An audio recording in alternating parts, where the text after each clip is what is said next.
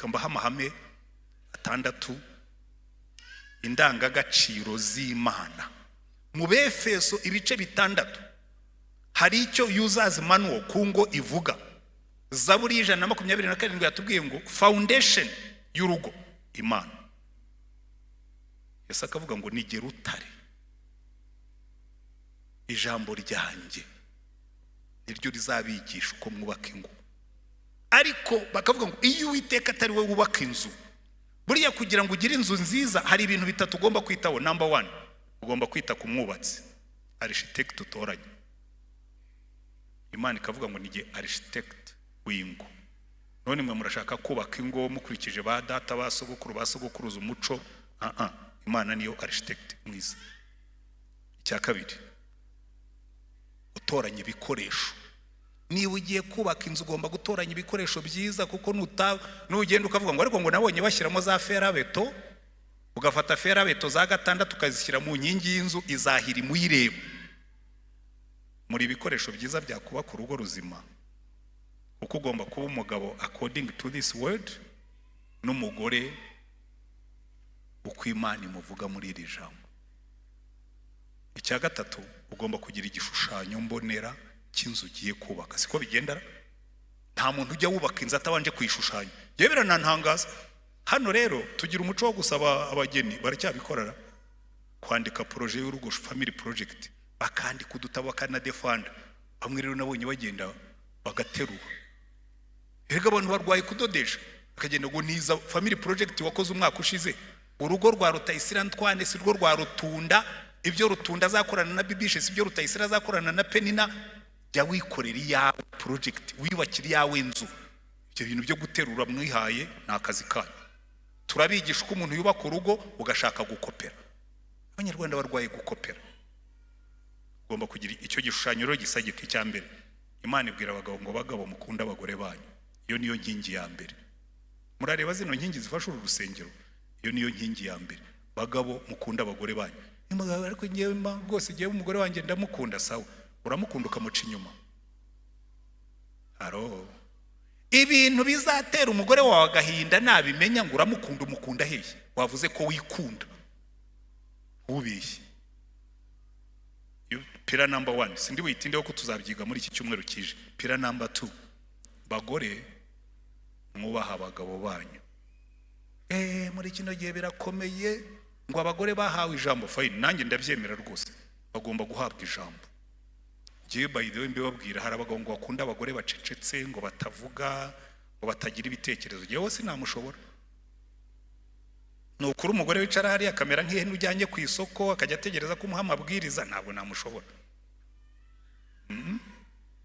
Murabizi nkiyoborana hano nge nakundaga guhangana n'abantu. Ngewe nkunda abantu twicara tugahangana, nkababwira ibintu bakancarenjinga, nkabacarenjinga, hakavamo ikintu kikajya imbere. Ibyo bintu by'umugore wicara aho ngaho, vuga ibyo ushaka tubikore. Oya, yewe ndashaka umugore ufite ibitekerezo, sibyo? Ariko rero muri ino minsi abagore bitiranije guhabwa ijambo no kuba kankoresha ijambo ritari ryiza, no kuba ibishegabo. Kinyarwanda nyine uyu mugani nawumvise bwa mbere ni data bukwe yitabye Imana, yagiye mu ijuru. Hari iwacu mu Mutara aho tuvuka rero, abagore bafite mu kanwa hirabura rwose ngo baba ari beza cyane. Noneho umugabo umwe baramubwiye ngo uyu mugore wawe ni mwiza, ngo araseka, ngo agera mu kanwa ngo ubona wakomeza ukamureba. Barahabwira ati mujye mwitonda, uyu mugore akanwa ke kirabura ku manywa, nijoro gacana umuriro. Uwo nguwo abantu bacana umuriro nijoro, umugabo agataha agasanga wafashe ubuhiri, uramutegereje. Hazara mu yaravuze ngo aho kugira ngo bane n'umugore w'umunyamahanga, bakwibera kuri baroko hejuru cyangwa ukegera ku gasozi kadatuka gumayo. Jewe mbabwiza ukuri nsenga nabwo Imana uzandinde ubwoko butatu bw'abagore. Abasengera hano murabizi, uzandinde umugore w'umunyamahanga, uzandinde umugore w'umusambanyikazi, undinde umugore w'umusinzi. Abo bagore batatu n'uno munsi nubwo nize kwihangana ntabwo nabashobora n'ukuri. Umugore wubaha umugabo, iyo ni pira ya kabiri. Pira ya gatatu, babyeyi hariya mu Befeso 6 aravuga ngo babyeyi mukunda abana banyu, cyane cyane abapapa nibo yabwiraga. Ubu turi mu cyo bita ngo ni fatherless generation. Bagabo, abagabo, abana batabona, abagabo ngo bagiye gushakira abana imibereho, abagabo bataha abana basinziriye, ngo bigeze kubaza umwana bati niki kibura ninjoro ku manywa kikaboneka, bari bazi ko ari buvuge ngo n'izuba, arababwira ati ni papa. Ku manywa baramubona, nimugoroba ntabwo bajya bamubona aba yagiye. Papa niba hano nimbivuga abana bamwe barabizi, n'abakobwa bamwe babaye n'abadamu, bajya ngo pastor ujye utwemerera uduhobere n'ukuri, nta hage ya papa, nta gihobero cya papa twigeze tubona. Aburisha mujye muza sije papa spirituel wanyu, mujye muza mbahobere ko tuba turi hanze, nta buhehese, mujye muza n'ukuri. Mwahoye abana banyu, mwabahaye care, mwabaganirije ba papa abakiri batoye. Nabonye bare abana bo kwa Nkubiri bateruye utwana, nabwo nasha mu byumve neza, utwo twana mujye mukomeza muduterure, nimwe mwaduteruye mutuzanye mu rusengero ngo ubundi bazababure bajye bavuga ngo ariko ninde uboneka twagiye mu rusengero ngo ni papa. Mpora mbibabwira hano, niba urimo gukorera abana bawe ntacyo bakoramo, uzabona igihombo cyabyo. If you are investing for your children without investing into them, uzabona igihombo. Murabizi nkuko babivuze, uyu munsi turatangira icyumweru cy'umuryango. Niyo mpamvu mwabonye hariya Rutunda na Bibishe, mwongere muhaguruke babareba, ariko Manuel Rutunda na madamu mupepera abantu rwose. Muzabumva muri iki cyumweru, ariko iki ni cyumweru cy'umuryango. Murabizi buri mwaka tugira icyumweru cy'umuryango. Pastor Zedi yavuga ati ariko abantu b'imiryango murabizi, yewe natangiye gukora akazi ko gusezeranya ubundi mu bihumbi 2007 mu kwezi kwa 12 nibwo banyambitse aka kantu twambara. Iyo rero ukiri umujene pasteri wita dikoni, wambarira mu kwaha nk'akabebe, hanyuma waza pastori wuzuye bakakumanurira bikareba hasi. Twebwe rero batumanuriye mu kwezi kwa gatandatu kwa 2008, mu kwezi kwa 8 kuri 31 bangira sabudini wa katedrali. Ubwo nari nemerewe gusezeranya, noneho mu bantu nasezeranije benshi, ubundi mu bantu bagira anointing yo gusezeranya, kuko no mu matorero y'ahandi n'ejo nari ndimo gusezeranya ahantu hatari no muri Anglikani, hatari no mu rusengero, ahubwo nimundebe. Hari igihe nisanga ndimo gusezeranya hanze, nari natashye ubukwe ariko bambonye batari ko buriya nawe wagiramo uruhare, nabyanga se kandi ndi pastori. Nuko nsaba umugisha dusengera n'ibindi. Icyo nendaga kubabwira si icyo ngicyo. Pastor Zede yabivuze, sinzi umubare w'abageni nasezeranije, ariko icyo nzi ni kimwe, harimo nibura ingo zigera kuri 6, navuga ntabeshye, mu myaka hagati ya 2008 na 2023 nsoza umurimo wanjye wa gipastori nkajya mu kiruhuko cy'izabukuru, zamaze gutandukana. Yabivuze harimo izitandukana zitaramara n'umwaka, hari n'urwo nzi rwatandukanye rutaramara n'umunsi, ariko ntabwo bari basezeraniye hano, basezeraniye ahandi. Umuhungu yarabeshye umukobwa, aramneza aramuragira nk'uko ubona umuntu aragira inka. Oya, inka yo nibura yigira volume nk'uko umuntu azirika ihene, aramuragira, aramubeshya, aramushyushya, aragenda amwereka inzu nziza Nyarutarama, atangaha niho tuzaba. Akajya amutwara mu modoka nziza, ati ni modoka byose ari ibitirano. Ubukwe burabareka. Iyo ni inkuru yabayeho, yumviswe n'aya matwi yanjye abiri. Noneho umunsi w'ubukwe burabaye, barasezeranye, bakoze reception, barahaguruka bagiye. Umukobwa abona batambitse Nyamirambo, babona bamanutse kwa Mutwe, babona bazamutse hakurya ku Ntaraga, baratambitse Kimisagara yo hejuru. Bagenda bageza ahantu imodoka baraziparuka ko ntizari kugerayo, bagenda n'amaguru. Bagera ahantu mu gipangu gifite maison principale, na ahantu habari za annex inyuma. Umukobwa aramubwira ati se chérie, ahangaha ni hehe? Ati ndaza kubigusobanurira yewe. Umukobwa arabireba, yavuye ndeba. yari hamwe na Marene aramubwira ati Marene imodoka yawe wayizanye niyo yari irimo ibintu rero bya bindi bazana nyine by'amavarisi irimo imyenda y'abageni na kira kitu. Abaza umukozi wa ruhara ati ariko toilette hano bahehe, bati hari inyuma iyo mu nzu yo ntari ihari. Baciye aho inyuma, baciye ku karyango kari gahari, baciye inyuma girigiri no ku modoka ya Marene barayikase byo. Divorce birabaye. Byabayeho ingo zubake. So ikaze mu cyumweru cy'umuryango. Pastor Zed arabizi hari ibintu tujya dusubiramo. Erega hano twahabaye imyaka 12. Amaso yacu yabonye byinshi, amatwi yacu yumvise byinshi. Mugarukirizaho. Abantu bakaza hano na tararara nyinshi, harimo n'abaparikaga imodoka tukagumera gushaka bo kudufasha kugira ngo zize gusohoka. Hanyuma haca iminsi bakabwira ngo uziyatararara ngo yarangiriye muri divorce. Noneho Yesu akavuga ngo turareba igice cya 7 cyo muri Matayo na Zaburi 127 iravuga ngo iyo Uwiteka atari we wubaka inzu ngo abantu bose babivuge ngo iyo Uwiteka atari we wubatse inzu ngo abayubaka bose barimo kurushywa n'ubusa. Noneho Yesu akavuga ngo abantu babiri barubatse. Ndenda kubwira abantu mwese mwicayemo hano, twese twarubatse, abubatse n'abatarubaka muzubaka, ariko mwitondera aho mwubaka, mwitondere n'ibyo mwubakisha, mwitondere n'umwubatsi wanyu mukuru. Nibyo ngiye kwigisha muri rino teraniro, kuko ari amagambo twasomye. Ngiye guhera kuri fondation. Yesu aravuga ngo abantu babiri barubatse, ngo umwe yubaka ku mucanga undi yubaka ku rutare. Icyita rusange common denominateur commun, bombi barubatse. Ariko ngo umwe yari yubatse ku rutare undi yubatse ku mucanga.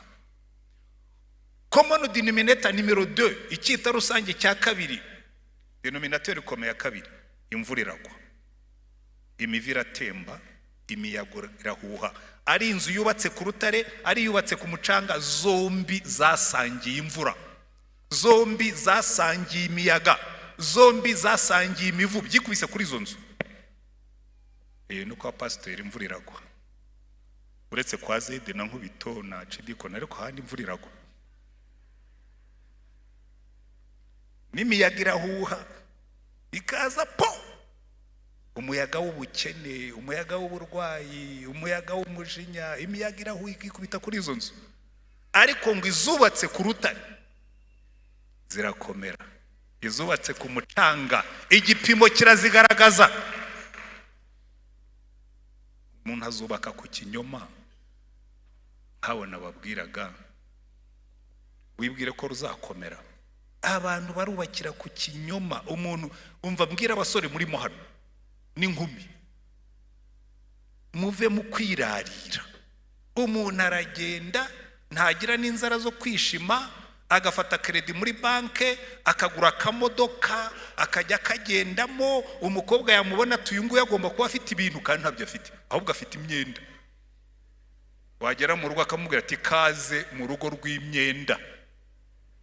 None ugatangira ngo ariko se ngo ibingibi ni ibiki? Ibyo ni ibiki nyine? Ntiwigeze ugenzura, warebeye kubigaragara umucanga. Abantu benshi barubaka ku mucanga. Ariko reka mbereke, iteka ryose iyo umuntu asohoye akamashini akariko kose, iyo umuntu asohoye imodoka, uruganda iyo rusohoye imodoka, yewe reka mbereke, reka mfatire hafi. Izi telefone iyo uyiguza nishya iza mu gakarito, siko bimezera?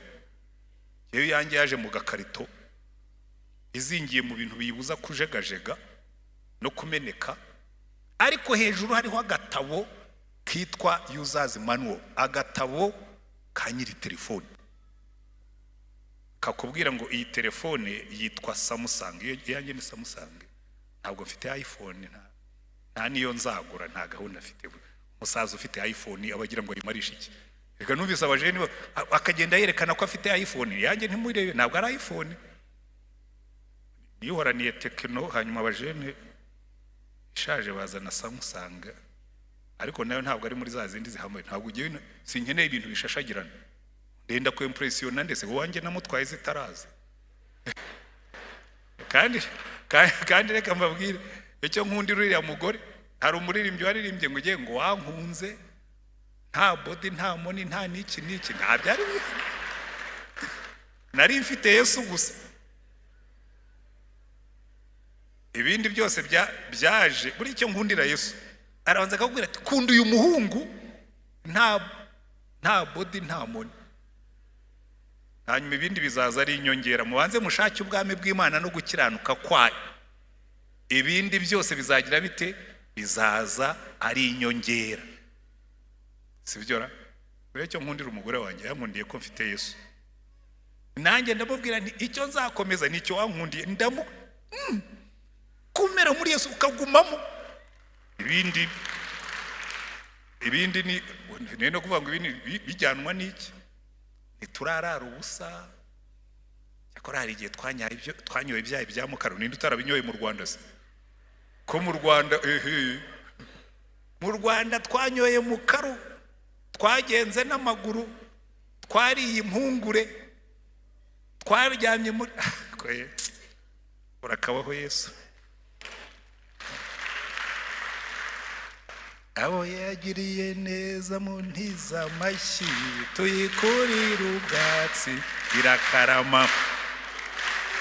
Neza mu ntiza amashyi, tuyikurira ubwatsi irakarama. Amen. Buriya Yesu yavuze ngo hari abantu bakubaka ku mucanga, ngo n'abandi bubaka ku rutare. Ariko umugisha dufite, ndenda kubwira umuntu wicayemo hano, waba warubatse no ku mucanga, uyu munsi Yesu arakubwira ngo inzu, ubundi ikigorana cy'inzu ni ukuyimura ukayishinga ahandi uko yakabaye. Ariko muri Yesu inzu yubatse ku mucanga urayiterura ukayishinga ku rutare bigakunda. Haleluya. Kuko uwimuka ni wowe na madamu wawe n'urugo rwawe. Yesu akavuga ngo iki gitabo cyanjye uwumva amagambo yanjye akayakomeza niwe uzaba yubatse ku rutare. Nkuko nababwiraga, iyi telefone yazanye n'agatabo kitwa Yuzazi Manual, kakubwira uburyo ikoreshwa, kakubwira ibyo uyirinda, kakubwira uburyo uyikosora iyo byanze gukora. Ariko reka mbabaza ikibazo, ni bangahe muri mwebwe bajya basoma Yuzazi Manual mbere yo gukoresha ibyo mwahawe? Akenshi telefone iraza, ikintu cya mbere ushyira ku ruhande Yuzazi Manual, ugatimbira ugafata telefone, ugatangira ugafyinata, ugakubita, ugahindura. Ariko iyi telefone bayatsa gute? Bakakwereka aho ukanda. Ari iyo usaka kuyifotoza se bigenda bwite bakakwereka aho ukanda. Kuki ujya kubaza aho ukanda kandi Yuzazi Manual ihari? Wagombye kubanza ukayisoma, ukamenya ibyo urinda telefone yawe, ukamenya uburyo uyikoresha. Siko bimeze? N'Imana imaze kurema isi n'ibirimo byose, yashyizeho Yuzazi Manual, ishyiraho iri jambo iravuga ngo nushaka kumenya uburyo umugabo yubaka urugo, reba muri iki gitabo. Nushaka kumenya uburyo umugore yitwara, reba muri iki gitabo. Nushaka kumenya uburyo umusore yitwara, reba muri iki gitabo. Nishaka kumenya uko umukobwa yitwara, reba muri iki gitabo. Nushaka kumenya uko umukozi akora akazi, reba muri iki. Iyi niyo Yuzazi Manual y'ibiri mu isi byose. Ariko ikibazo,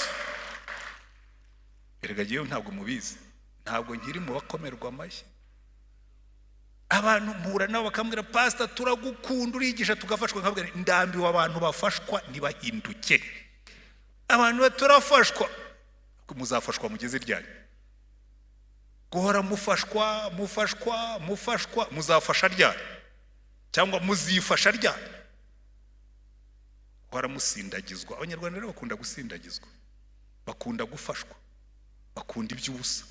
Ariko reka mbabwire, nushaka kugira ubuzima bufite imbaraga, tura muri iki gitabo, urebe ibyo uri byo byose. Uri umumama, reba muri iki gitabo kizakubwira uko bigenze. Uri umugabo, reba muri iki gitabo kizakubwira uko bigenze. Uri umukoresha, gifite icyo bivugaho. Uri umukozi, gifite icyo bivugaho. Icyo waba ushaka gukora cyose mu buzima, iki gitabo kizakubwira uburyo bikora kandi bikagenda neza. Na business gifite amabwiriza, buri kintu cyose. Iyi niyo Yuzazi Manual y'Imana. Njya nshima Imana mbere yo gushaka urugo rero ndi mu bantu bashatse bararambiwe. Abarambiwe mwese ndashaka kubateramo imbaraga ngo ubwo mu ndebe ubu ngubu rero hari umuntu ajya abona buriya mfite umugore, iyo tujyanye ahantu baravuga ngo umupasita ngo umugore wawe rwose, hari abazi ko ari umugore wanjye wa kabiri kandi niwe wa mbere, kubera ko afite uburyo yikonserivye. Jewe ndasaza arakomeza binkumi, noneho twajyana ahantu ngo pastor ngo uyu ni umugore wawe wa mbere. Erega bamwe bagashyiramo na affirmation ngo yango nuko mutabizi rero ngo buriya shahu ngo yagize ibyago umugore wa mbere yarapfuye muri genocide ngo ngo hanyuma Imana iramushumbusha. Reka da, yewe ntabwo Imana yanshumbushije, n'uyu nguyu niwe yampaye, kandi naramusabye ngo azareke mbanze ngenda azaze nyuma yanjye. Hanyuma ntabwo nakwishobora nukura adahari ntabwo nakwishobora pe. Ku myaka yanjye 68 se nakongera nkasubira mu nkumi nkashaka, nasubira mu bakecuru tungana. Umva mada ubyumve n'Imana ibyumve, uzareke mbanze ngende, uzaze unkurikiye, nzajya kugutegurira aho tuzaba. Si icyumweru cy'umuryango se mureke. Ariko icyo ndimo kubabwira, jewe rero buriya iyi uzazimanuo niyo nahereyeho. Ubwo mu ndego nari umwirasi kabombo, nasuzugura abantu ba mbere nasuzuguraga n'abarokore. Mwebwe mwebwe abarokore muvuga ibigambo gusa, ariko n'uno munsi ndacyafiteho ikibazo. Abarokore bavugaga bagira gamboroji, ariko hareba mu buzima korali ntiyahoze biririmba, barasenga baratura, hanyuma ngo bikagenda bite, imbuto ntazo. Icyo nicyo kintu cyari cyarangushije n'uno munsi, noneho ntikikingusha ahubwo kintera umujinya. Yose abo barokore baraza bakavuga amagambo, wajya kureba mu buzima bwabo ugasanga ni contradiction zigendera.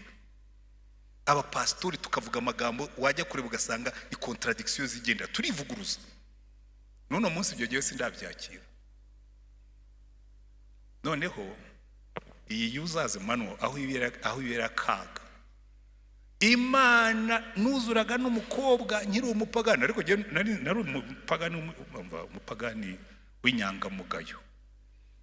Murabaza abantu b'abapagani b'inyangamugayo barahari n'ukuri, ariko b'abapagani, umupagani w'inyangamugayo agaragara neza ari inyangamugayo, ariko aba ari umupagani. Jewe ubibabwira nariyo n'umunsi nakijwe abantu bibajije icyo nakijijwe. Hari n'abajene twagendaga barambwira wewe kijijwe iki, muri groupe yacu ni wari discipline, ntiwigeze usinda, ibindi ntabwo babivuze, ariko twari tubiziranyeho. Ariko hirya iyo ngiyo nta myotsi nasizeyo, nta mwana nkururuka inyuma. Burya abapagani baba smart b'inyangamugayo, umekinga shuwa ko nta mwotsi uzakuza ugutumukaho, ariko buri umunyabyaha w'inyangamugayo wicayemo hano ni we mbwira vayo, uri umunyabyaha tu, nubwo uri inyangamugayo bakwibeshyaho, urihorobeka, uribombarika, uritwararika, ariko uri umunyabyaha. Yewe kubwira nabayeyo, iyo sindayizi nayibayemo, ngenda nemye abantu babona ndi inyangamugayo y'umunyabyaha.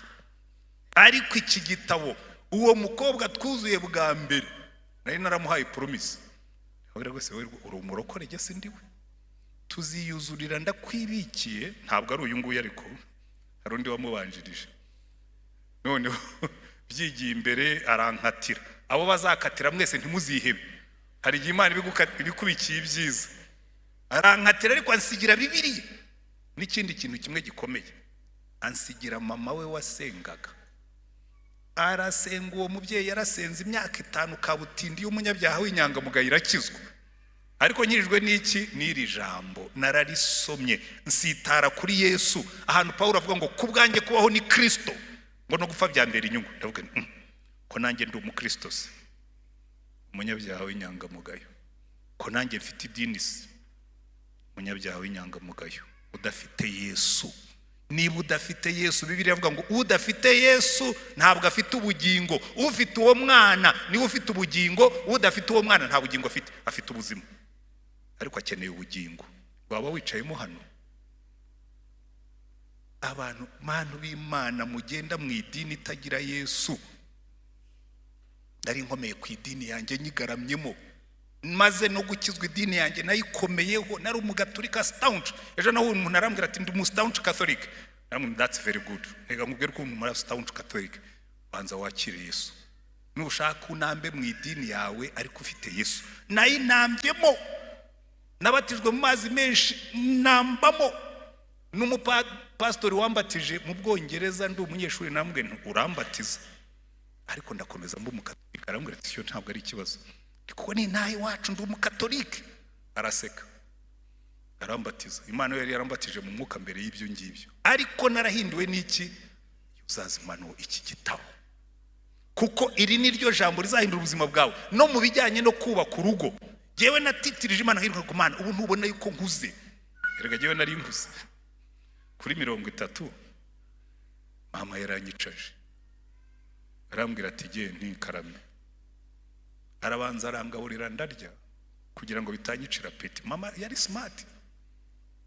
Arangaburira ndarya maze guhaga. Arambwira ati ariko ujye ubona abana ba mushiki wawe. Nti mushiki wanjye rero ni mutoya kuryeho imyaka 3. Yarongo afite imyaka 21. Ubwo abana be bari bageze primaire hagati. Arambwira ati ujye ubona abana ba mushiki wawe. Nti ati ntacyo bikubwira, birakimbwira. Ubona narakijijwe ariko ndimo ndasenga. Aricecekera. 30 irashira, 31, 32 aragaruka. Azaje noneho afite n'ibyemezo n'ibisubizo. Atari ko uribuka ikiganiro twagiranye haciyeho imyaka. Nti ati wambwiye ngo iki? Ndimo ndasenga. Imana irasubiza cyangwa nyitabare? Ndababwira nti mama noneho yarashubije pe, ahubwo butegura inkwano ibisigaye ni amateka. Ariko reka mbabwire icyo Imana yambwiye mbere y'icyo ngicyo. Imana yaranyihereranye, nyimereye nabi, nyititirije nyine nkuko bavuga muri Yesaya ngo yemwe abayibutsa ntimukayihwemere, give him no rest. Ndayititiriza ariko Mana umugore wanjye ari hehe? Waravuze ngo iminani n'imigabane tuzabihabwa n'ababyeyi, ngo ariko umufasha udukwiriye tuzamuhabwa nawe. Ndashaka wanjye munyereke. Imana yarambwira ngo ariko ngo urire ukabona uri umugabo. Mbuze iki? Jewe ndi umusore mfite degree, mfite masters, nzi gupanga ibintu, nkora akazi bakampa elite. Mbuze iki? Imana irambwira ngo banza ufate Uzazimano, ufata kiriya gitabo ubanza urebe umugabo nshaka kwasa. Mwebwe mugenda muri abagabo b'umuco, genda shaka umugabo uhuye n'ijambo ryanjye. Fata Bibiliya ndayisoma, mfata note nandika. Umugabo wubaha Imana, umugabo usa na Yesu. Haleluya. Umugabo ugira gute? Usa na Yesu. Umugabo uzajya mu rugo akaba umutambyi w'urugo rwe, akarusengera, akarusengesha, akarushora mu ijambo ry'Imana. Ndabisoma ndabyandika. Imana irambwira ngo umugabo nshaka agomba kuba umukunzi w'umugore we, akamukunda, akamukundwa akaza. Ariko madame uze kuvuga ngo ntumve.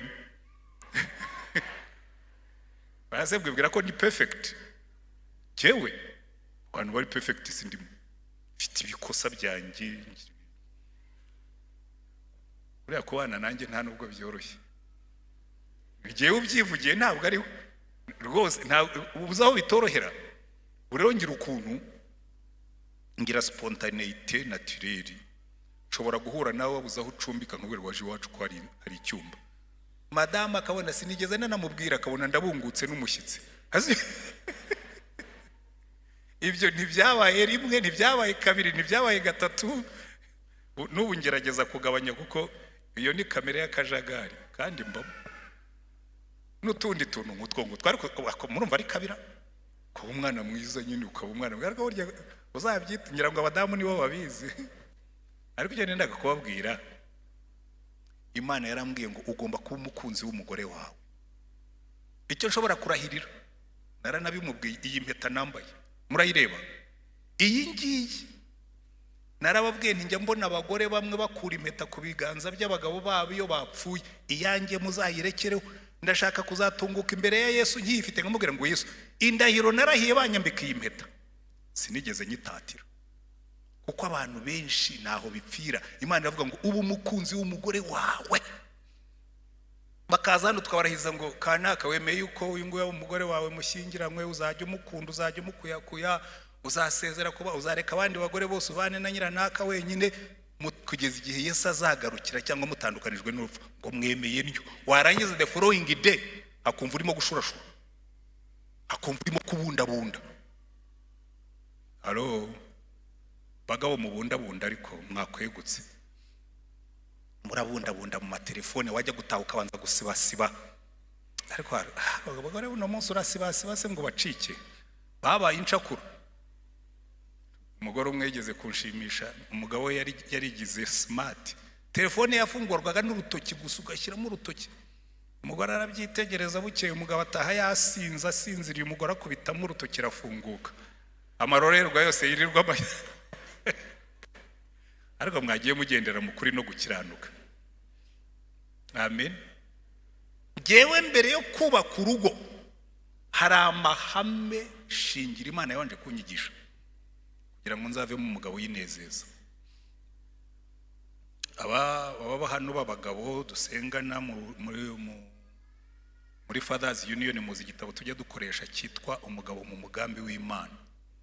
Ingingo nyinshi za kiriya gitabo zavuye mu gihe nari umuseribateri, Imana irimo kunyigisha kuba umugabo. Hanyuma mbonye narabaye umugabo, nshobora kwandika igitabo, mbwira abafathers ntariko mwarize tukandika igitabo, banyongereramo ibitekerezo byabo, ariko ibyibanze nimunareba uzabibona ko igitabo n'igihe wacyanditse. Ko nashakaga kongeramo ibitekerezo byabo ngo bakibonemo, ariko kiriya gitabo buriya n'umwuka wacyanditse ambwira ngo mbwirira aba bantu ngo dore uko umugabo Imana ishaka amera. Ahubwo batarakibona, batarakigura, sindimo kwikorera publicité, muzagishake. Mwige kuba abagabo mu mugambi w'Imana, cyane cyane abasore mutari mwashaka abagore. Dahera buriya nibwira ko cyagombye kuba icy'abasore kuko kibi cy'abagabo. So reka twumve iki jambo ry'Imana rivuga kuri iyi ngingo yo kubaka urugo. Ko Yesu yavuze ngo umuntu wumva amagambo yanjye akayakomeza azaba ameze nk'ubatse inzu ye ku rutare. Na yahe magambo? Icya mbere tugomba kumenya, iri jambo jewe njya gukizwa rero buriya abantu biyemera cyane ariko batarabaswa, ko hari abantu biyemera mu buswa. Jewe ntabwo ndi muri iyo kategori. Oya, umuntu wiyemera mu buswa aguma mu buswa bwe. Jewe ntabwo ndi muri abo ngabo.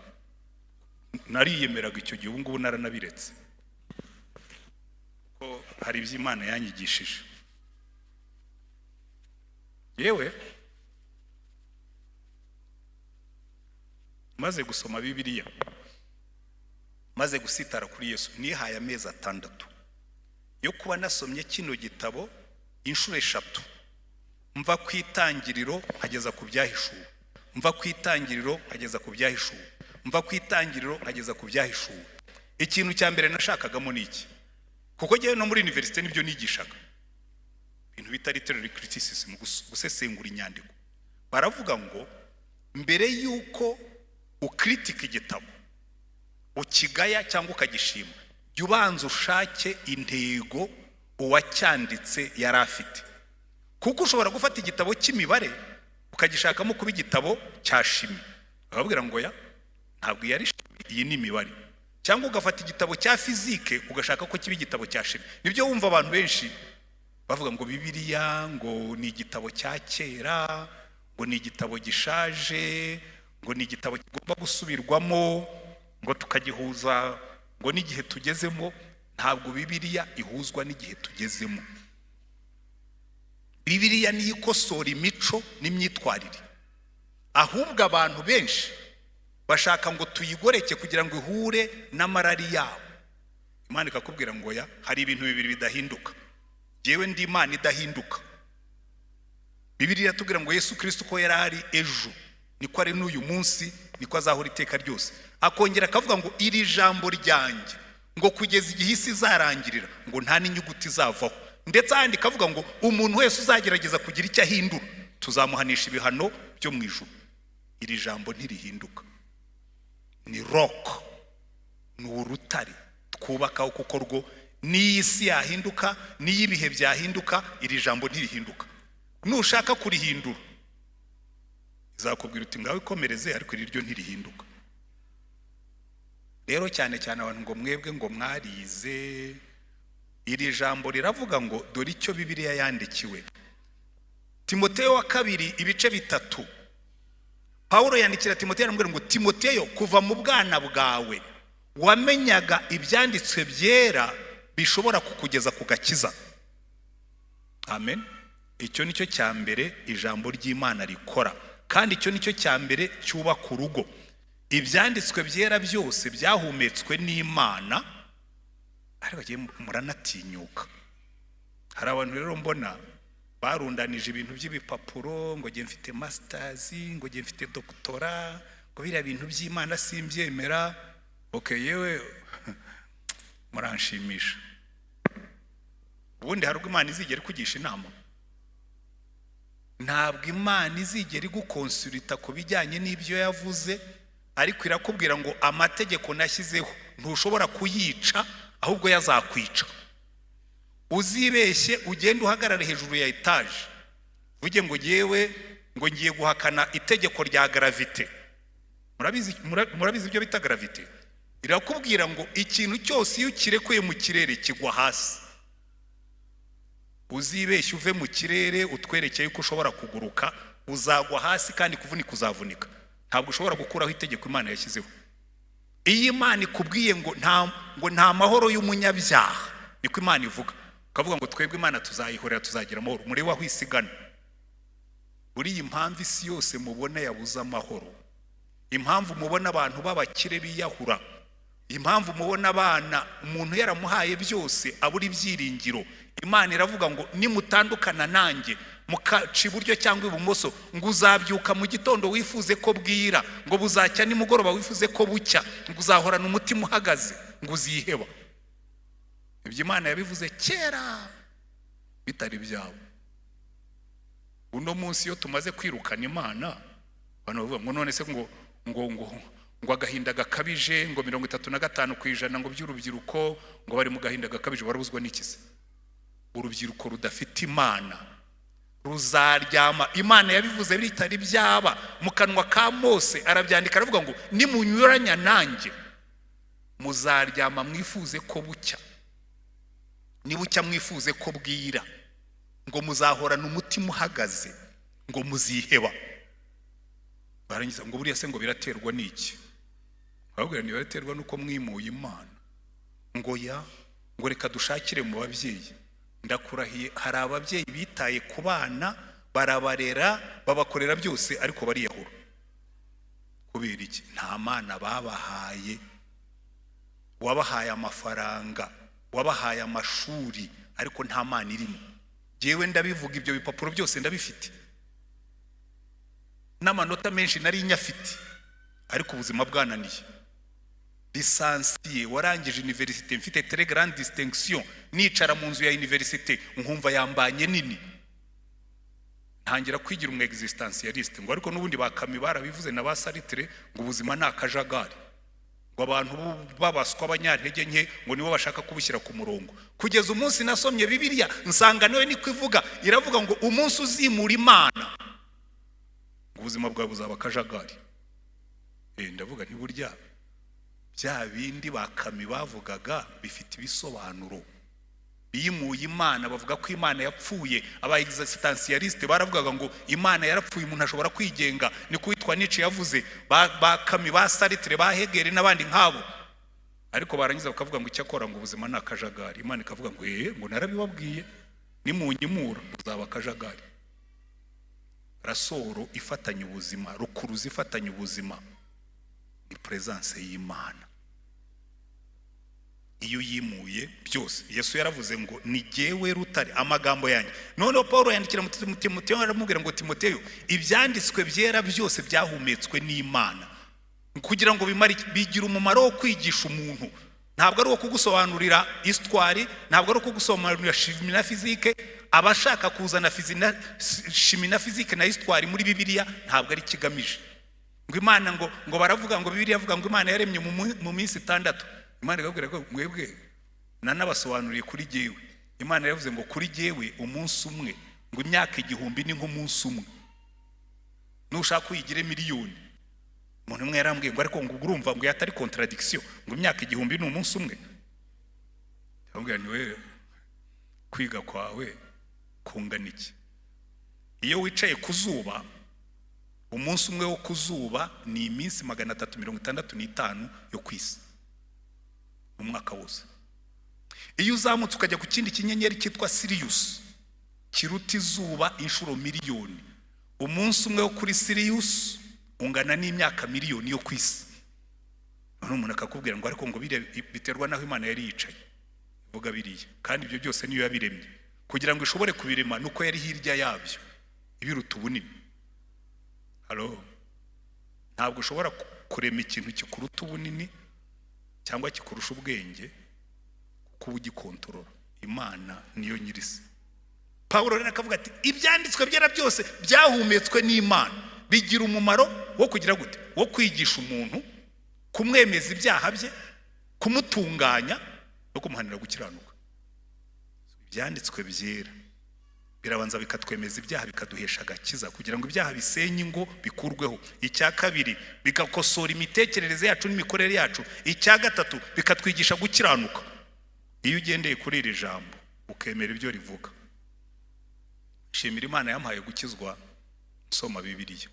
Ndibuka ubwa mbere nandikiye abasore twajyaga tugenda ndavuga nti guhera uyu munsi ngiye kubaho uko Bibiliya ivuga.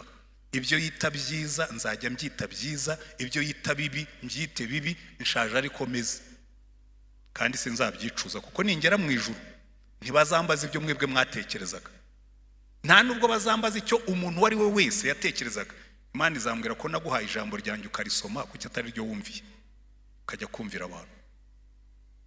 Niyo waza ukambwira ngo tujye gukora ibyaha, uwo waba uri we wese nakubwira ntoya ndahitamo gupfa nkapfana n'Imana nkajya mu ijuru kuruta kujya mu byaha nkagana mu muriro.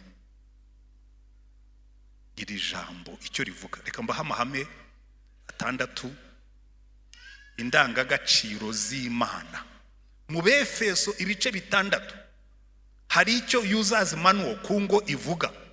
Zaburi 127 yatubwiye ngo foundation y'urugo Imana. Yesu akavuga ngo nige rutare, ijambo ryanjye niryo rizabigisha uko mwubaka ingo. Ariko bakavuga ngo iyo Uwiteka atari we wubaka inzu, buriya kugira ngo ugire inzu nziza hari ibintu bitatu ugomba kwitaho. Number 1, ugomba kwita ku mwubatsi, architect utoranye. Imana ikavuga ngo nige architect w'ingo. None mwe murashaka kubaka ingo mukurikije ba data basogokuruza umuco. Imana niyo architect mwiza. Icya kabiri, gutoranya ibikoresho. Niba ugiye kubaka inzu ugomba gutoranya ibikoresho byiza kuko nugenda ukavuga ngo ariko ngo nabonye bashyiramo za ferabeto, ugafata ferabeto za 6 ukazishyira mu nkingi y'inzu izahira imuyireba.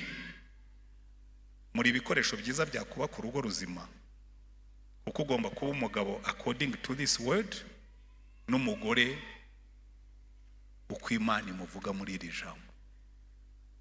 Icya gatatu, ugomba kugira igishushanyo mbonera cy'inzu ugiye kubaka. Siko bigendera? Nta muntu ujya wubaka inzu atabanje kuyishushanya. Yewe biranantangaza. Hano rero tugira umuco wo gusaba abageni baracyabikorara kwandika projet y'urugo, family project, bakandika udutabo bakanadefanda. Bamwe rero nabonye bagenda bagaterura. Erega abantu barwaye kudodesha akagenda ngo niza family project wakoze umwaka ushize, urugo rwa Rutayisira Ntwane si rwo rwa Rutunda, ibyo Rutunda azakorana na Bibishe si byo Rutayisira azakorana na Penina. Jya wikorera iyawe project, wiyubakira iyawe inzu. Ibyo bintu byo guterura mwihaye ni akazi kanyu. Turabigisha uko umuntu yubaka urugo ugashaka gukopera. Abanyarwanda barwaye gukopera. Ugomba kugira icyo gishushanyo rero gisagika. Icya mbere, Imana ibwira abagabo ngo bagabo mukunda abagore banyu. Iyo niyo nkingi ya mbere. Murareba zino nkingi zifasha uru rusengero, iyo niyo nkingi ya mbere. Bagabo mukunda abagore banyu. Ariko ngewe rwose ngewe umugore wanjye ndamukunda. Sawa, uramukunda ukamuca inyuma. Ibintu bizatera umugore wawe agahinda nabimenya ngo uramukunda, umukunda hehe? Wavuze ko wikunda, ubishye. Pira number 1, sindi witindeho ko tuzabyiga muri iki cyumweru kije. Pira number 2, bagore mwubaha abagabo banyu. Muri kino gihe birakomeye, ngo abagore bahawe ijambo, fine, nanjye ndabyemera rwose, bagomba guhabwa ijambo. Ngiye by the way mbibabwira, hari abagabo ngo bakunda abagore bacecetse, ngo batavuga, ngo batagira ibitekerezo. Yewe sinamushobora. Nukuri umugore wicara hariya akamera nk'ihene ujyanye ku isoko akajya ategereza ko umuha amabwiriza, ntabwo namushobora. Murabizi nkiyobora na hano genda kundaga guhangana n'abantu, ngiye nkunda abantu twicara tugahangana, nkababwira ibintu bakancarenjinga, nkabacarenjinga, hakavamo ikintu kikajya imbere. Ibyo bintu by'umugore wicara aho ngaho, vuga ibyo ushaka tubikore. Hoya, yewe ndashaka umugore ufite ibitekerezo, sibyo? Ariko rero muri ino minsi abagore bitiranije guhabwa ijambo no kuba kankoresha ijambo ritari ryiza, no kuba ibishegabo. Kinyarwanda nyine uyu mugani nawumvise bwa mbere ni data bukwe yitabye Imana, yagiye mu ijuru. Ngo yari iwacu mu Mutara aho tuvuka, rero abagore bafite mu kanwa hirabura rwose ngo baba ari beza cyane. Noneho umugabo umwe baramubwiye ngo uyu mugore wawe ni mwiza, ngo araseka, ngo agira mu kanwa hirabura, ngo ubona wakomeza ukamureba. Barababwira ati mujye mwitonda, uyu mugore akanwa ke kirabura ku manywa, nijoro gacana umuriro. Uwo nguwo abantu bacana umuriro nijoro, umugabo agataha agasanga wafashe ubuhiri, uramutegereje kwa Salomo yaravuze ngo kugira ngo ubane n'umugore w'umunyamahanga wakwibera kuri baroko hejuru, cyangwa ukegera ku gasozi kadatuka gumayo. Jewe mbabwiza ukuri nsenga nabwiye Imana, uzandinde ubwoko butatu bw'abagore. Abasengera hano murabizi, uzandinde umugore w'umunyamahanga, uzandinde umugore w'umusambanyikazi, undinde umugore w'umusinzi. Abo bagore batatu n'uno munsi nubwo nize kwihangana ntabwo nabashobora n'ukuri. Kandi basore mukiri hano, Imana izaba barindi. Na Salomo bari baramunaniye kandi we yari afite igihumbi. Umugore wubaha umugabo, iyo ni pila ya kabiri. Pila ya gatatu, babyeyi hariya mu Befeso 6 aravuga ngo babyeyi mukunda abana banyu, cyane cyane abapapa nibo yabwiraga. Ubu turi mu cyo bita ngo ni fatherless generation. Bagabo, abagabo, abana batabona, abagabo ngo bagiye gushakira abana imibereho, abagabo bataha abana basinziriye, ngo bigeze kubaza umwana bati niki kibura ninjoro ku manywa kikaboneka. Bari bazi ko ari buvuge ngo ni izuba, arababwira ati ni papa. Ku manywa baramubona, nimugoroba ntabwo bajya bamubona bayagiye. Papa niba hano nimbivuga abana bamwe barabizi, n'abakobwa bamwe babaye n'abadamu, bajya ngo pastor ujye twemerera duhobere n'ukuri. Nta hage ya papa, nta gihobero cya papa twigeze tubona. Agurisha mujye muza mbo sije papa spirituel wanyu, mujye muza mbahobere ko tuba turi hanze, nta buhehese, mujye muza n'ukuri. Mwahoye abana banyu, mwabahaye care, mwabaganirije ba papa abakiri batoye. Nabonye bare abana bo kwa Nkubiri bateruye utwana, nabwo nose sha mu byumve neza, utwo twana mujye mukomeza muduteruri. Nimwe mwaduteruye mutuzanye mu rusengero ngo ubundi bazababure bajye bavuga ngo ariko ninde uboneka twagiye mu rusengero ngo ni papa. Mpora mbibabwira hano, niba urimo gukorera abana bawe ntacyo bakoramo, uzabona igihombo cyabyo. If you are investing for your children without investing into them, uzabona igihombo. Bose iyo si inkingi ya gatatu. Inkingi ya kane, Imana ikabwira abana ngo ariko namwe bana muhindukire mwubaha ababyeyi. Abana buno munsi ngo nabo barashaka kuvuga, sinanze ko bavuga, ariko nibavuge bumvira. Niba uri umukristo usenga, ababyeyi bawe, dore njya mbibwira abantu dukorana Bible study hano kuwa mbere, avuga saa 2 njye mbabona mwagiye kandi mugende mwihuta. Niba utaha uri umukobwa ukaza saa 5 y'ijoro ukaza saa 6, muzehe akagutanga mu rugo, niba urajya umusobanura umubwire ngo muzehe papa uyu munsi tugira Bible study irangira saa 2, nzajya ngera mu rugo saa 2 n'igice, ubundi uba wagiye hehe? Abaho muri ghetto bo nta kibazo, ariko nabyo ntimuzateza ababyeyi banyagahinda.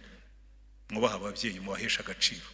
Ariko icyo nkundira Bibiliya ibwira abagabo n'abagore ngo noneho munibuke ko mugira abakozi bo mu rugo. Mana we, birababwira ngo mwabakozi mwe, niba musenga, niba muri abarokore, ibyo kugavura ntibirimo. Mukorere bashobuja, mukorera shobuja wo mu ijuru uhora bareba, baragavura. Akakubwira ati naguze ibiro 5 kandi yaguze 4, ahubwira ati kiro kirimo kiragura 3,500 kandi kigura 2,200. Barabeshya we, kandi n'abasenga barabeshya, barasenga. Abakozi bo mu rugo, iyo nayo ni pira mu muryango, ariko bakatubwira ngo namwe ariko bashobuje ngo abakozi mubiteho. Njya mbwira abadamu, ndimo ndarangiza, ngo nimugera mu ijuru mugasanga abakozi mwakoresheje babatanze yo bagenzi banjye, muzaca mu cyanzu. Ari abantu bakoresha abakozi nta mpuhwe bafite. Jya umufata nk'umwana wawe. Bariya abakozi benshi nta mubyeyi bagizeho kumugira inama. Muzabona umwana uri hano mu mujyi, ntimuzagire ngo nuko yari umuswa, ntimuzagire ngo, harimo benshi bashoboraga kuba ari abahanga. Kwigeze gukoresha umwana w'umukobwa nkajya numva avuga igifaransa yigisha abana mu ndamubwira niko warize.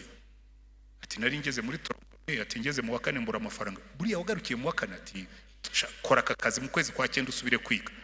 Aba bakozi bafate nk'umwana wawe. Niko Bibiliya itubwira ngo jya ufata umukozi wawe nkuko shobuja gufata. Ariko munyamubitekereza, uwo ni umuryango rero wa Gikristo. Amen. Ariko icyo nkundira Imana, igira indangagaciro ikagira na kirazira. Reka mbahe kirazira 3 hanyuma ndangize. Abaheburayo 13:4 Imana ikavuga ngo umva, ndababwira abagabo n'abagore ngo kurongorana kubahwe na bose. 13:4 kurongorana kubahwe na bose, kandi kuryamana kw'abarongoranye kwe kugira ikikwanduza, kuko abahehesi n'abasambanyi Imana izabaciraho iteka. Yaga mugabo akagenda agasambana ngo umugore ntareba fine, umugore ntareba, ariko ijuru riri maso. Erega ukabona umuntu yigize, Imana irakureba kandi irandika ngo abahehesi n'abasambanyi Imana izabaciraho iteka.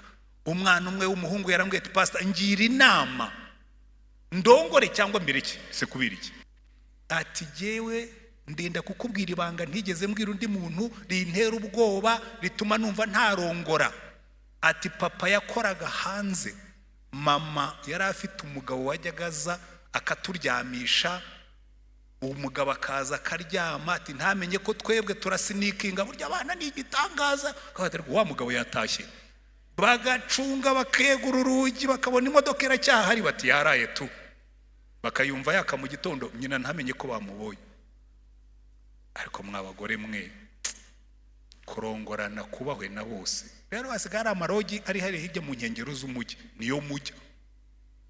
Nabimenye nte, umwana umwe yarambajije ukora mu irogi ahantu, ati pastor, atari ku ibintu byo kwihengeka dusigaye tubona ibiki. Ati abantu basigaye baza ukabona umugabo araje pyo ngo aje kuruhuka, ati ukabona umugore aje amukurikiye agafata ikindi cyumba, ati twe tukigira kuri kamera, abana ubu ni ncakura, tukigira kuri kamera kuri computer. Ati tukabona umugabo agize gutya arasinikinze yiciye mu cyumba cyawa mugore cyangwa umugore yiciye mu cy'umugabo. Ubwo mwamwibwira ko mwihishe. Abana bubu barakanuye na kamera zaraje. Niyo washyira irogi hehe, leta yategetse ko buri rogi igomba kugira kamera, ziriya kamera bazakubona uwububa. Kandi rimwe na rimwe uzibwira ngo ntibakuzi, umwana wakubonye ujyayo arakuza azi n'icyo uri cyo. Aro ngaha katwikomereze kurongorana kubahwe na bose. Muri Maraki Imana iravuga ngo nabaye umugabo wo guhamya ubuhemu bwawe ku mugore mwashakanye. Maraki ibice 2 kuva ku murongo wa 13. Iyo ni kirazira. Bagabo muri hano, iyo ni kirazira. Bagore muri hano,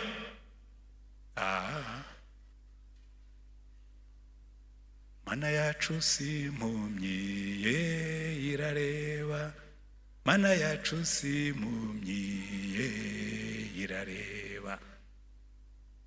Rero abantu hari igihe tuyiririmba mwibwira ngo irareba, ireba byose n'ibyo bindi muhishahisha, irareba. Icya kabiri, kirazira ya kabiri, domestic violence, ngo nanga batwikiriza umwambaro wa urugomo.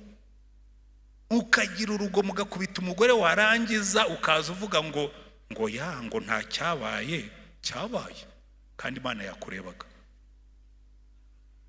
Biriya bintu navugaga umwana byagoye kurongora kubera ko nyina yasambanaga, ariko n'abagabo nabo nuko yabaye umugabo wo guhamya urugomo, ubuhemu.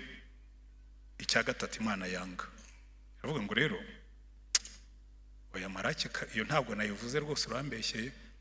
Nababwiye Maraki 2:13 kugeza kuri 16. Ikavuga ngo hari ikintu nanga gusenda, niko Imana ivuga. Mu Cyongereza I hate divorce, mu Gifaransa je hero divorce. Noneho umugore umwegeze kumbwira yaje ngo umusengera, arambwira ati ndagira ngo usengere. None urasengera iki cyakugoye? Ati ndimo ndasengera divorce. Ati ndamubwira urasengera divorce, usenge wenyine. Gihe ntabwo ndi bugufashe kuko sinshobora gutinyuka kubaza databuja ibyo yabujije. Reka mbabwire mwese abatekerezaga gukora divorce, uzabwire Satani ngo Satani ntabwo ari gihe uzasohoka muri uru rugo, ni wowe uzasohokamo. Ushingira iryinyo kurindi, urwane na Satani kugeza Yesu yaratubwiye ngo murwanye Satani azabahunga. Muhaguruke. Nehemiya yigeze kubwira Abayisiraheli ndashoje, arabwira ngo nimuhaguruke tujye mu cyumweru cy'umuryango turwanirira ingo zacu, turwanirira abana bacu n'abagore bacu. Niko Nehemiya yabwiye Abayisiraheli ngo nimuhaguruke turwanirira ingo zacu, twirukanemo Satani. Imana ibahe umugisha. Tugendere ku mahame y'Imana, ibindi Imana izabidukorera. Ariko kubera ko navuze ibintu biremereye, kandi muri no minsi abantu basigaye ari abapfasoni, basigaye ari inyangamugayo. Niba wumva watsinzwe, utaza kuvuga ngo buriya ngo agomba kuba ari mu bubu bana bagira bate. Ariko niba wumva watsinzwe, unamubwira Imana ngo Mana, giye mushobora kumbwira muti kuki utabwiye abantu ngo bazamura intoki? Oya, nige wabihisemo, byo babyita ibanga. Ariko unamubwira Imana ngo Mana, urabizi neza ko ibi bavugaga mu bahehesi n'abasambanyi ndimo, urabizi ko ibi ngibi bavugaga mu barimo kuhohotera uwo tubana ndimo. Waba uri umugore, waba uri umugabo. Umugabo umwe yarambwiye ati umugore wanjye ashobora kukwica nta n'inko nafashe, atakakureba gusa ugapfa. Iyo nabyo ni ihohotera ricecetse. Ariko wumva watsinzwe, fata icyemezo mu mutima. Dufite icyumweru cyose cy'umuryango. Icyemezo cya mbere, guhera ejo uzaze. Icyemezo cya kabiri, ariko wihane nonaha, tugusengere, wisengere. Ariko ntacyo bizakumarira kugusengera utihana. Waba uri dufite abafollowers benshi bari kuri online barenze 300. Nawe naho waba wicaye, ndakubwira ngo ihane. Tugende nk'uko Imana ivuga, twubake ingo nzima. Abagabo bakunda abagore babo, abagore bubaha abagabo babo, ababyeyi bakunda abana babo, abana bubaha ababyeyi, abakozi tubafate neza. Twirinde domestic violence, twirinde ihohotera mu rugo, twirinde ubusambanyi, twirinde gutandukana. Imana ihabwe icyubahiro, duhabwe umugisha. Turagushimye Mwami Mana yacu. Reba iri teraniro uko ringana. Umunezero tugira nuko twebwe tuba tutazi ubuzima bw'abantu. Ariko wowe umugaragu wawe Dawidi yaravuze ngo niyo nahaguruka nkagenda nkajya kure aho abantu batanzi, ngo nkajya inyuma y'inyanja ngo uzamfatirayo. Ukuboko kwawe naguhungira hehe? Muzahungira hehe ijisho ry'Imana? There is no hiding place from the Father Almighty. Niko muririmbyi umwe yaririmbye. Mbwirira aba bantu Umwuka Wera, bambwirire bemeze, kugira ngo abarimo kugendera mu busambanyi babuvemo, abarimo kugendera mu busambanyi b'abagabo cyangwa b'abagore babuvemo, abarimo kugendera mu busambanyi b'abahungu n'abakobwa bamenye ko barimo kwica ejo habo heza babuvemo, abarimo gutegura amadivorce, abarimo kubana nabi, abarimo kububa, abarimo Mwami, uyu munsi iki cyumweru dutangiye kizaba icyumweru cy'impinduka, kizaba icyumweru cy'uburyo bushya, kizaba icyumweru cy'imigendere mishya, kizaba icyumweru cy'imitekerereze mishya, kizaba icyumweru cy'imibanire mishya. Izina ryawe rishyirwe hejuru, ubwoko bwawe buhabwe umugisha. Umva gusenga dusengeye aha ngaha, tuvuze umugisha kuri iki cyumweru kije, umugisha kuri uyu munsi, umugisha ku nyigisho z'ejo, umugisha ku munsi wa kabiri, umugisha ku wa gatatu, umugisha ku wa kane, umugisha ku wa gatanu. Iki cyumweru Mana kizaba icyumweru cy'impinduka ku miryango mwinshi. Izina ryawe rishyirwe hejuru, ubwoko bwawe buhabwe umugisha. Izina ryawe Mwami wacu Yesu Kristo, amen. Murakoze. ba pastori bakoze kwihangana murambabwira iyo mpaye topic rero iryoshye nk'iyi ngingo ino wowe nyine ubuzi ko wampimye nyine ubwo nanjye igihe kirancika nkabona cyarenze ariko wakoze kwihangana pastor ubwo utampagaze amashyi menshi